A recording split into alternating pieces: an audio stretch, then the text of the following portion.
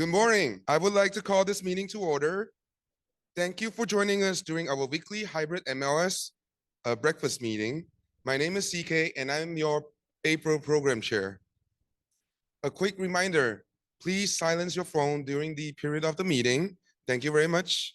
Help me welcome our guest speaker today, Speaker, City of Alhambra Mayor Ross Maza. Mayor Ross Maza has been a real estate broker for 25 years.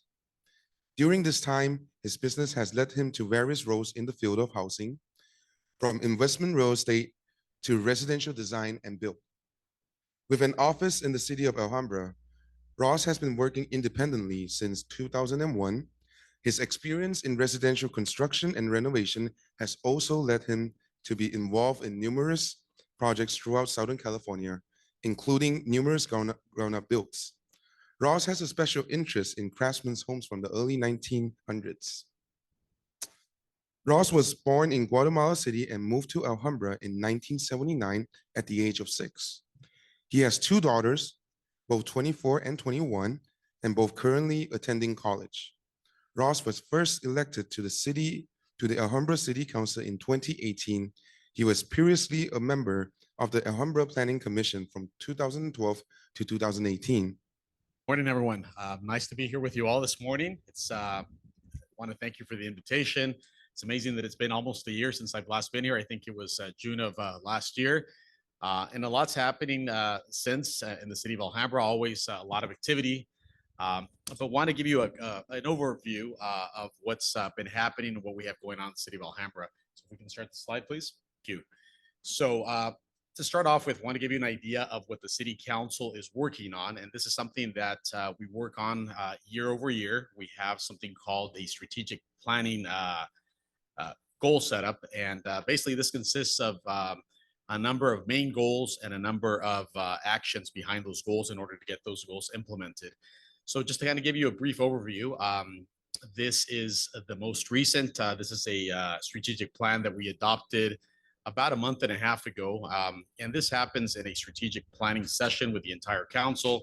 The session takes place over one full day with all of our city directors. So we have input from not only the community, but also the city staff, director of public works, the police chief, the fire chief, etc. And we come up again as a council with what our main objectives and goals are. So number one of the first things is, of course, enhance public safety. We know, some of the frustrations that our residents have had over the past several years with a lot of changes in policy. And of course, that has led to frustrations with our public safety teams, the police department, the fire department, but primarily the police department. As the council, we want to make sure that the residents feel safe, that the residents feel secure in the city. And so, of course, that became strategic goal number one. Number two, to improve infrastructure and mobility within the city of Alhambra. So this is something that's been an ongoing goal for as long as we can remember. But one of the main things, as you probably have all seen in neighboring cities, is the creation of improved mobility for pedestrians and also bicyclists. So about 30 days ago, we also adopted our first ever bicycle and pedestrian plan. This is something that has been talked about probably for 45, 50 years. And it took a while for the consultant to go through, do their research, probably 4 or 5 years worth of research, and come up with a plan that the city council tweaked, modified, and finally adopted about 30 days ago. So now with this, and I'll tell you more about this infrastructure mobility plan here in just a moment. Goal number 3, to create a strong financial and economic base. We know that the city thrives and stays healthy only if you have a good business structure and economic base. Always important. Goal number 4, to enhance transparency and open governance. That's always an ongoing goal for us. Make sure that we have the ability to have translation services, that everyone that is a part of the community can really be involved and stay a part of the community, give their input, and do it of course in all languages. Make sure that we are showing clarity as a governing body. Number 5, to promote sustainability. I'll tell you more about that in just a moment. That kind of goes hand in hand with creating a bicycle plan and pedestrian improvements. And number 6, of course, something that I think ties into all of us here as realtors, to improve the housing opportunities. So those are our 6 main goals, and behind that, we have a lot of objectives as to how we get those done. Next slide, please. So I'm going to give you an overview here of what the most recent happenings are, and I'll go into detail into each and every one of these in a moment. But the first one is we recently adopted a zoning code update. This is something that was briefly mentioned by Dora a moment ago. Something very important. I'll go into detail in just a moment. We also have an adopted housing element. It's not certified by the state, but it is adopted by the city. We have a community center for a site that has been vacant and just kind of sitting, in a very dilapidated, poor state now for probably 45 to 50 years. I'll tell you more about that in a moment. We have our first ever historic preservation ordinance, which has also been in the works for a number of years. The work around that continues. I'll tell you more about that. And we skipped a little too soon, but you can go back one slide. Thank you. And then we have a dog park that we are working on. For the dog lovers, this is something that has been a goal for the city. It's something very sought after for a while. I'll tell you more about that in just a moment. Next slide, please. So our comprehensive zoning code update. So our zoning code is something that has been in existence, I believe, since 1978. It has not been touched, updated, modified in any way since then. So we're talking, 45 plus years without any changes. So what that makes for, as many of you know that are familiar with the area, it makes for a very dated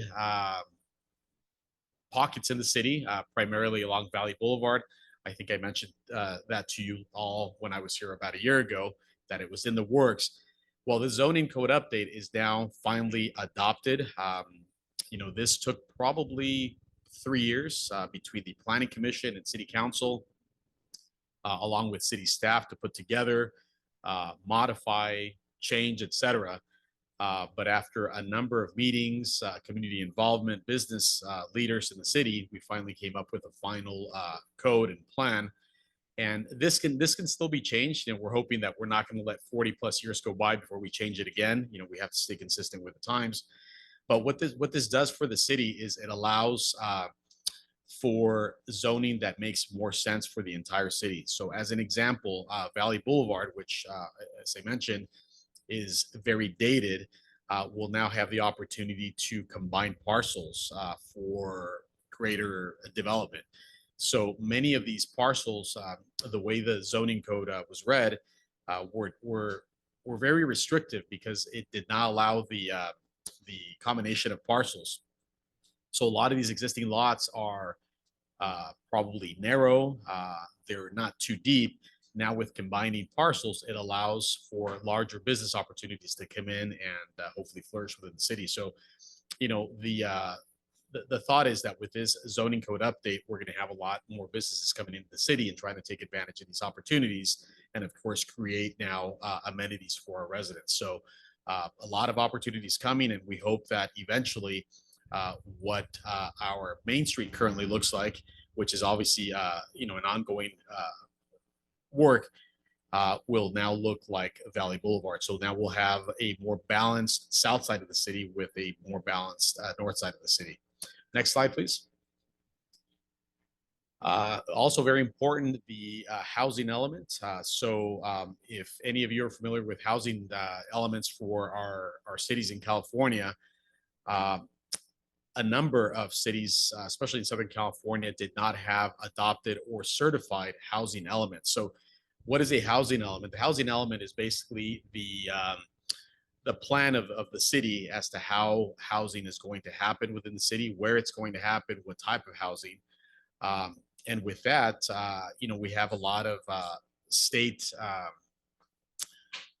rules, regulations, and guides as to how housing needs to happen. So as we know, the state of California is short probably 1.5 million or more housing units within California.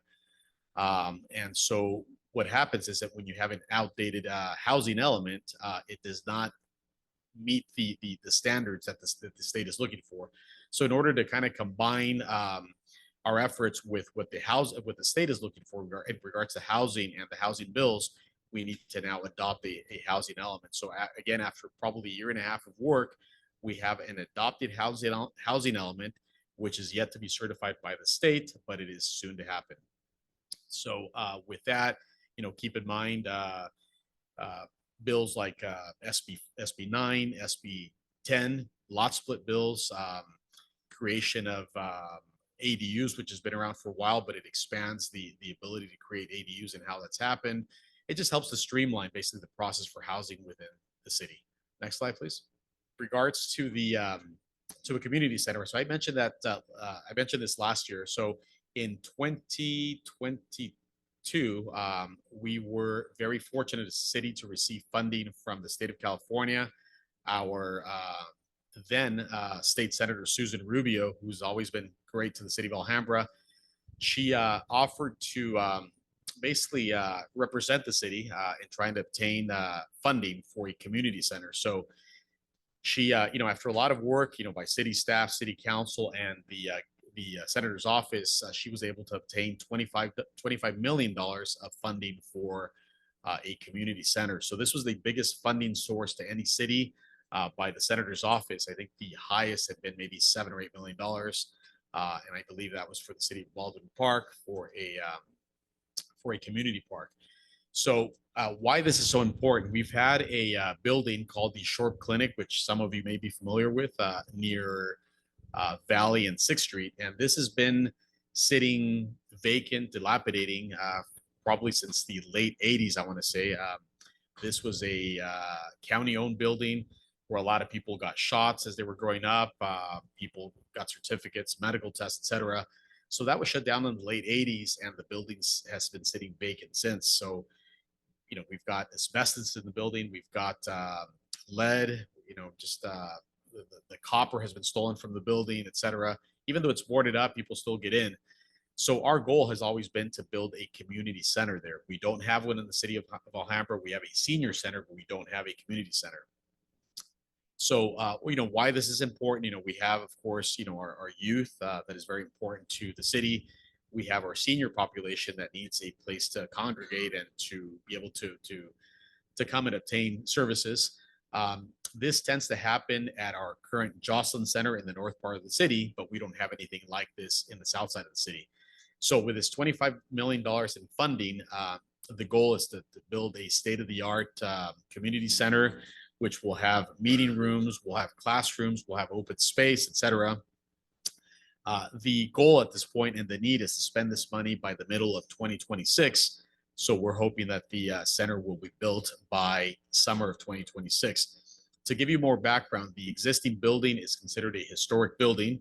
It was built in the 1920s.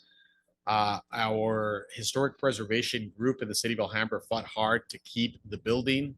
Many of us deliberated on whether to keep the existing building and preserve or to start from scratch. About 2 weeks ago, we had a council meeting in which this was looked at, and we finally decided that part of the existing building is going to be preserved and part of it is going to be rebuilt. So probably 75% of it will remain and will be remodeled. Of course, the lead will be remediated, the asbestos will be remediated, etc. And about 5,000 or 6,000 square feet will be brand new. And again, we're hoping for completion by the summer of 2026. Again, this is near the corner of Valley and 6th, so right north of the fire station on 6th Street. Next slide, please. As I mentioned, we have our first ever historic preservation ordinance. This is something that has been requested by a lot of residents in the city of Alhambra for many, many years. They kind of sat, idle without any real efforts and activity on it until about 2 years ago. So we are now in the process of creating that historic preservation ordinance. Why this is important. Number one, it'll preserve Alhambra's history, or it'll attempt to preserve a lot of the historic buildings, the homes. More than likely, it will be an opt-in plan, meaning that residents whose homes qualify to be a part of this preservation ordinance will have the opportunity to opt in or opt out. Now, why it's important, besides just preservation, to a lot of homeowners, the homes like you have on the screen here. This is a home on North Curtis in the city of Alhambra, right on the border of South Pasadena and Alhambra. Homes like this, which qualify and are made a part of this ordinance, have to be identified by the consultant as a home worthy of protecting, of saving.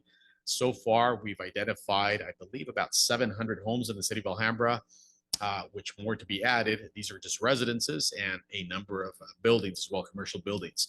So again, why it's important is because one of the options is property tax savings through something called the Mills Act. If you're familiar with it, this is something that offers a tax incentive and a tax break for those who protect their homes through the Mills Act. So again, for your clients that buy historic homes and that those homes were identified by the city as preservation worthy, they will qualify for this Mills Act. So again, stay tuned on that. We should be wrapping up with this probably by the end of this year. Next slide, please. Dog parks, I mentioned, this is important to a lot of residents that love dogs, that have dogs. It's another thing that has been requested by residents for a number of years. So the challenge with creating a dog park in the city of Alhambra, even though it seems like we have a lot of open space in the city, we really don't. Our current parks are limited, where we can't take space from the existing parks in order to create a dog park within. And as you know, the city of Alhambra is fairly dense, and so creating and finding, kind of carving out a space for dog park is challenging. So we have a location in sight in mind for a permanent location. This will be right next to Almanzar Park, so it'll be between the golf course and the YMCA. If we can make it happen, we're in the works now, and we're hopeful that maybe by the end of the summer we'll have an idea if this is going to happen.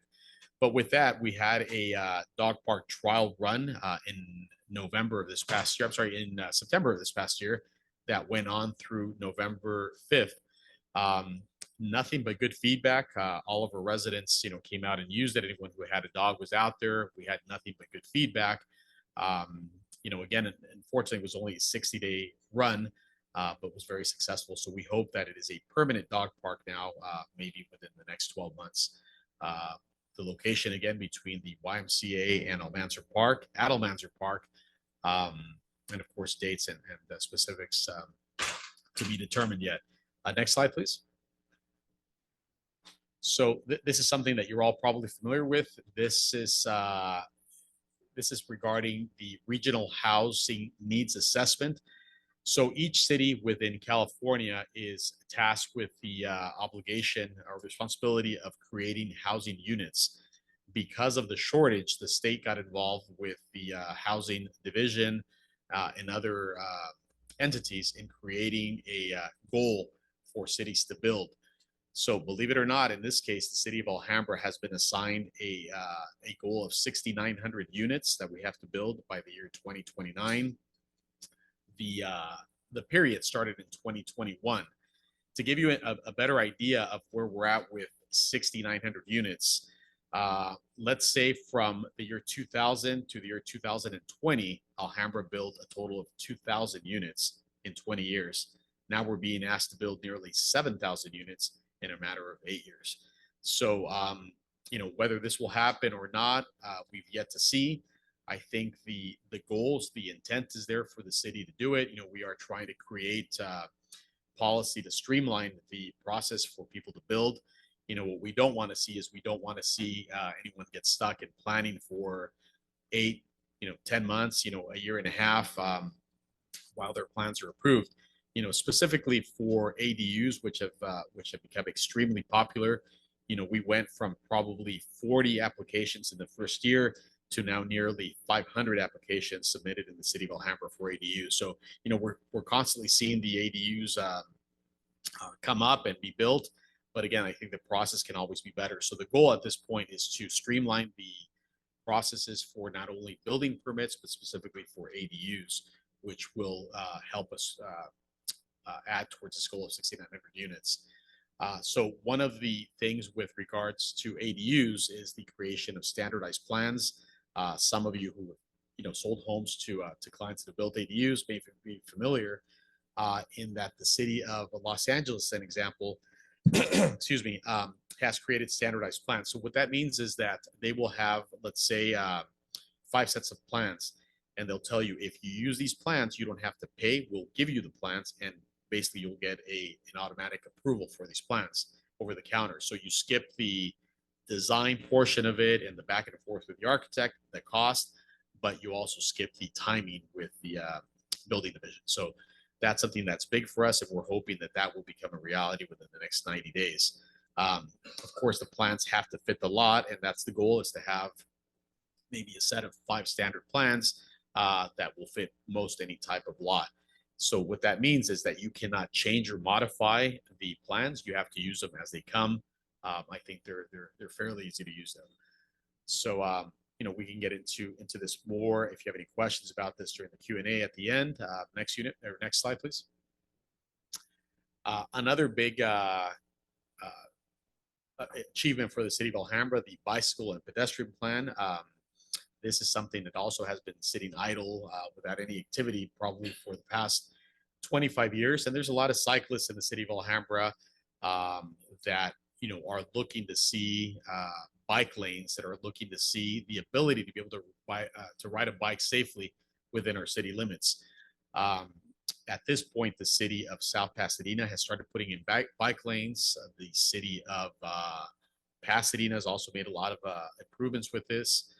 Don't recall any other local cities or neighboring cities with to Alhambra, but we have now a formal adopted plan in the city of Alhambra for our bicycle lanes.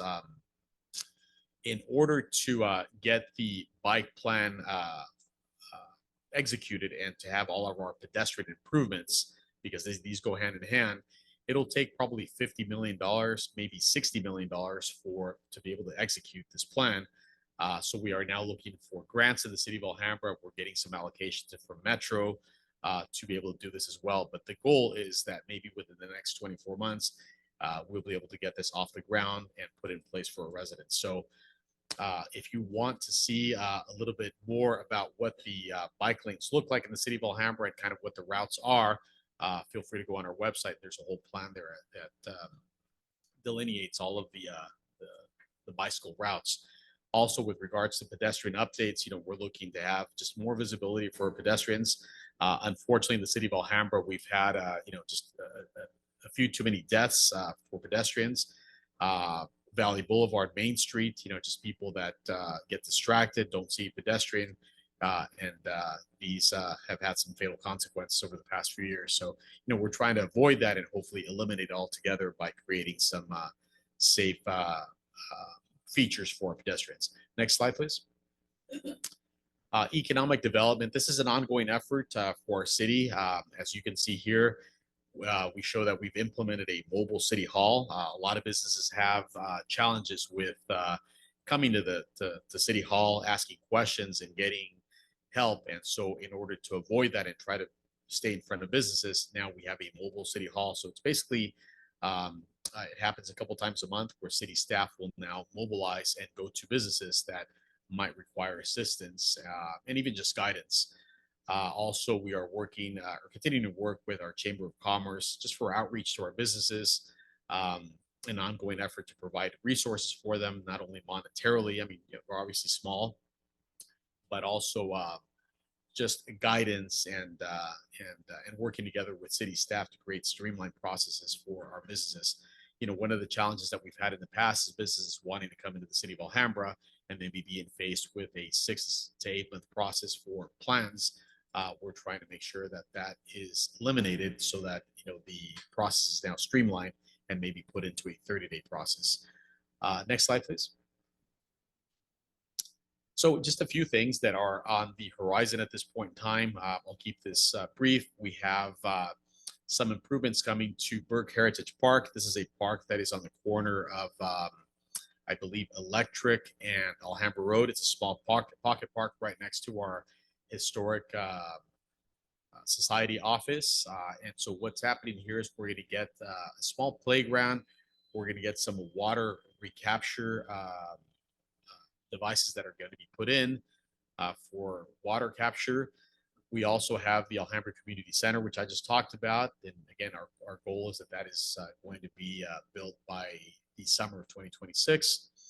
We also have Story Park, which is quite dated. I learned to swim at that pool at Story Park, and that pool has been closed probably for 30, 35 years. So because the pool has become an issue for the city and it's been closed for so long, we are going to actually now green over the area, put in some water capture features, and put in some outdoor gardens for our seniors to use. This is a current senior center. It's called the Jocelyn Senior Center. So a lot of services there for seniors. And of course, we want to expand the green space there and just make it a lot more inviting. We also have a lot of EV charging stations that are popping up throughout the city, mainly our downtown corridor or downtown area, parking structures, but we're trying to make sure that they're balanced throughout the city. So those are being worked on and coming up very quickly. Next slide, please. And of course, change. These are some things that I may have mentioned about a year ago when I was here. We have an affordable housing building or complex that is now probably 70% complete, and this is on North Chapel, just north of Main Street. It's a beautiful building. It's going to look almost identical to the rendering there, the orange-looking building. So this will have a total of 44 units, and these will be affordable. Our goal is to, of course, make them available to Alhambra residents first, and then make them available to other surrounding communities. But the goal is to make them available to Alhambra residents. And these, of course, have income limitations. You have to be under a certain income limit in order to be able to qualify. And of course, we know they will go fast, but the goal is to try to create more of these throughout the city. It's not easy for us in the city of Alhambra because we know that we are dense already and that the city has very little access to land. How this happened is we had a parking lot there that was very underutilized right next to the parking structure. I happened to identify that parcel of land, I think in 2020, and had city staff look into it for the possibility of a affordable housing complex. And here we are, almost 4 years later with the creation of this building. So we're definitely hopeful that we're going to get a lot more of these, but we're very proud of this particular building. We also have several others which you may have seen. These are not affordable. These are market rate units being built around Chapel and or between Chapel and Monterey along Bay State Street. And I believe those are about 111 units that are being built, probably about 70% complete at this point in time as well. So again, stay tuned. A lot of progress coming up with regards to our development. Next slide, please. Yep. And again, just touching up, we have our historic preservation ordinance that I touched on. That should be complete by the end of this year. We also have a pocket park. I mean, just for somebody to come in, it's very small, but it's a pocket park that we're going to put up near the corner of Fremont and Hellman. This is very close to an R1 neighborhood, so it'll actually be almost within the neighborhood. So this will be something nice for people to stop by on their walks, sit with their pets for a little while and just kind of enjoy the outdoors. Probably no more than 10,000 square feet, but for a pocket park, it'll be pretty significant. We also have bus shades that you'll see coming up, brand new bus shades along Valley Boulevard and some of our main thoroughfares. We also have here a kind of a brief outline as where the bike lanes will be. That's the very last picture on the right with the red highlights. And, mostly the bike lanes happen along our main thoroughfares, Alhambra Road, Main Street. I believe we've got Garfield Boulevard and some along Marengo, etc. But for more details, look at our website. That'll give you a better idea as to where the bike lanes are coming and how they'll be put in. Next slide, please. And that really does it for the updates. I know it's a lot to cover. I'd love to share more details with you. Our time is somewhat limited, but I'd like for you to stay connected with the City of Alhambra. You can do so on Facebook, on Instagram, Twitter, or X now. and of course through the City of Alhambra website. So I am open for anybody that has any thoughts, opinions, questions that I can answer, or just be receptive to. Yes, sir. If you have All right, yeah. question, I'm gonna happen is come over up the front with the mic over here with your question. Make sure to keep your question short and simple. One question per person. It's gonna be a lot. They're only $10 a piece, so feel free. They're cheap. Thank you for Mario, the nice to see you. Yeah. opportunity for doing self-defense classes for the city of Alhambra. But question is on this development across on Fremont, the north of Valley. Mhm. Yeah, North of Mission. yeah. It's an empty lot that's been there for a while. Yes. And what is it? And I also understand the housing issue, but there is an issue. How is that infrastructure going to change? Because the traffic from Valley on Hellman and Fremont takes a long time. So how is that going to be addressed, and what's going to be built in that empty lot? Thank you. Yeah, no, thank you so much. Great to see you, Mario. Thank you. So great question, because a lot of people ask me this probably on a weekly basis. What is happening with the development just north of Mission along Fremont? So as many of you may know, there was a plan to build about 1,100 units there right next to the Alhambra. It was something that was going to be called the Villages in Alhambra. And so if you're familiar, this is now the northeast corner of Mission and Fremont.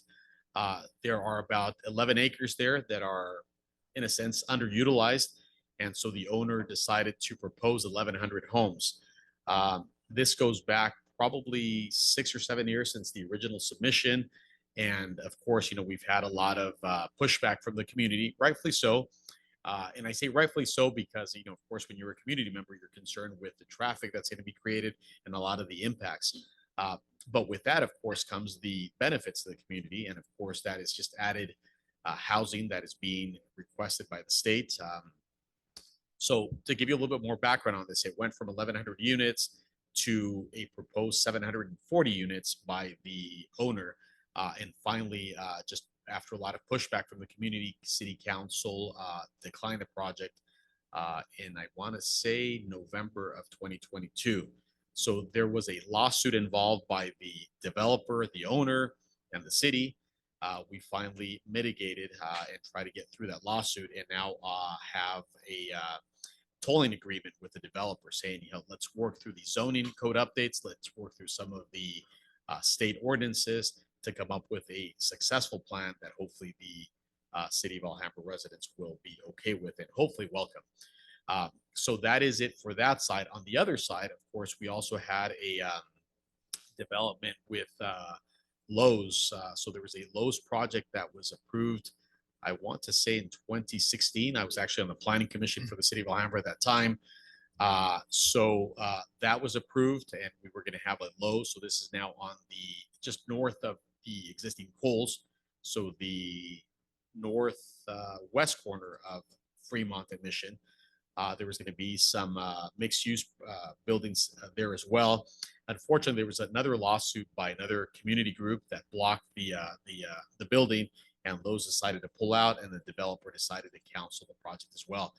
So to give you a little bit more background as to what some of the community has concerns with, of course, traffic, it's the density, and it's the fact that there are very few options with regards to mitigating traffic in that area, no matter what you do. Like Mario asked about infrastructure, no matter what you improve and how you do it, it's very limited as to what improvements can be made to improve traffic and the traffic flow. The other concern also is that there were a number of businesses that were environmentally hazardous at one point in time. Could be back 100 years ago, 80 years ago. One in particular was a foundry that created products for the city of Alhambra and the Los Angeles County. And so that now contaminated some of the soil in the area. And so that is also a concern by the residents. So, what is the plan to mitigate the contamination? We have some of the water boards that are involved. We have the EPA that's involved. We have cleanup. We have some soil barriers as well, vapor barriers that could hopefully mitigate some of the situation. But again, no matter what you do, residents will still be concerned. So again, going back, My opinion, based on where the state is that the projects there will happen at some point. We're not sure when, but stay tuned. We're working with the developers and we're working with residents also for feedback to make it the best project possible. So hopefully, Mario, that answers your question. And there's a lot more detail behind that, but we can talk about it some more. Yeah. Can we get one last question? Yes. Thank you, Mayor. That was such a good answer. Now, unfortunately, we can't have any question in person over here. I'm pretty sure Mayor can stay a little bit longer after the meeting so that you can ask them directly. We do have one last question that came in early online. So this question is from Zoom. Good morning, Mayor. Recently, the City Council passed a moratorium on property rehabilitation projects in Alhambra to supposedly protect tenants from eviction. Can you tell us whether or not this moratorium will be extended after the time frame has expired? Yes, very good question. So yes, the City Council, in response to residents' requests, so let me give you a little bit more background so you all understand it. We were notified of residents being, in a sense, evicted, I guess, asked to move out of certain buildings in Alhambra because of renovation. And they weren't given the proper notices. They were told that it was going to be major renovation. That never happened. So it was basically under that pretext that they were asked to vacate some of these units. And, many of these residents were seniors. They've been there for, in some cases, 40 years plus. And so it was challenging for them to move. But the goal is to protect the residents by not having somebody come in with a pretext of renovation, not doing the renovation, and still evicting the residents. So we set up a temporary moratorium to block any of that. At this point, the state has gotten involved, not just for the city of Alhambra, but because it was happening statewide, to create a permanent protection for the residents. So our moratorium, I believe, was extended through May 31st. And as of June 1st, the state's now full permanent protection act will take place and will take over. So the need for our local moratorium will not be there. It'll be taken over by the state.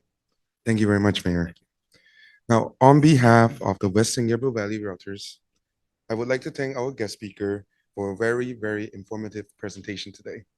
So, thank you so much. It was all right, for next week, please join us next week as we welcome an affiliate panel with Tiffany Wenzel of JP Morgan Private Bank, Eduardo Higuchi of Higuchi Wealth Group, and Henry Wang, Law Offices of Henry Wang. The topic will be dollars and cents, financial and estate planning. Thank you everyone for joining our meeting today. Please make sure to come back next Thursday at 9 a.m. as we're gonna have our weekly meeting again. Have a wonderful day. This meeting is now adjourned.